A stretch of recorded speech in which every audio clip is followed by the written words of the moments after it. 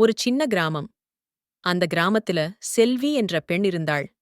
அவள் பேசவே மாட்டாள். யாரைக் கண்டாலும் சிரிச்சிட்டு போயிடுவாள். ஒரு வருடம் கிராமத்துல மழை இல்லாம காய்ந்து போச்சு. கிணறுகள் காலி, வயல்கள் வெடிச்சு போச்சு. எல்லாரும் கோயிலுக்குப் போய் மழை கொடு சாமின்னு வேண்டினாங்க. அந்த நாள் செல்வியும் கோயிலுக்கு வந்தாள். ஆனா அவள் வேண்டலை. கோயிலுக்கு பின்னாடி இருந்த பழைய கிணறு பக்கம் போனாள். கிராம மக்கள் ஆச்சரியமா பார்த்தாங்க.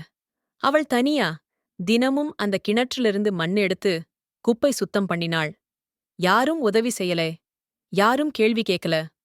ஒரு வாரம் கழிச்சு ஒரு நாள் ராத்திரி கனமழை.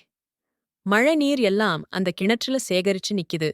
அடுத்த நாள் முழு கிராமத்துக்கும் குடிக்கத் தண்ணீர் அந்த கிணற்றிலிருந்துதான். அப்போ ஒரு மூத்தவர் சொன்னார்.